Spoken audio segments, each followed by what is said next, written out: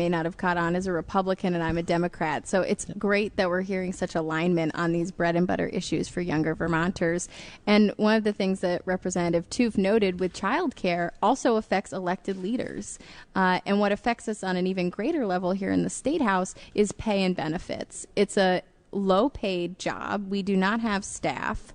And for most young people, this is the time that you're building your nest egg or trying to buy a home. And so for me, in my personal life, choosing to be in public service is a financial loss. And that financial loss definitely weighs on my ability to plan for my future and make important life decisions. So one of our main goals for the Futures Caucus this year is to actually look at that question is why is public service so inaccessible? Why is Senator Corey Parent having to leave? Why is Senator Terenzini?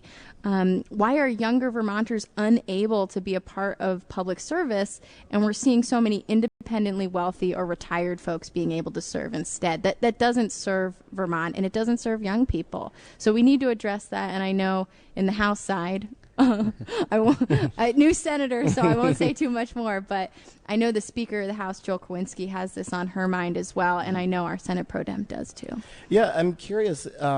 We know that paid family leave and childcare are kind of like the two big things that we're hearing today come out of both chambers. Mm-hmm. How do you prioritize where to start? I mean, you have to start somewhere. Which one goes first? I mean, that's an excellent question. I know the governor has put forth some language on paid family leave bill, and we've discussed in the House before. But I think that you send them to your committees, and the committees are going to put their work into everything that they can, and they vet it. We have a really good job within our committee, like a really good system set up, so we get a lot of work done within our committees, and people work together well.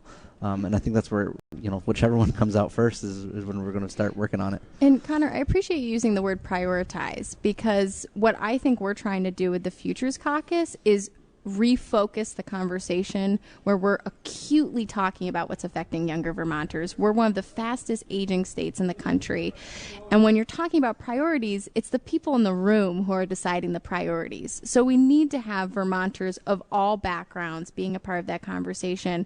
And when I think about some of the future problems, speaking Futures Caucus, like climate change and access to affordable housing, those things need to have the voice of people most affected at the table addressing it. So whatever the priority is depends on the people in the body. And our goal is to make this body more accessible to younger Vermonters. That kind of goes to a question I'm curious about is, how do you pass the baton to the younger generation, and when does that happen when in terms of the Futures Caucus? Is that going to be something that people age out of, and you bring younger people in, or do you grow with the Futures Caucus?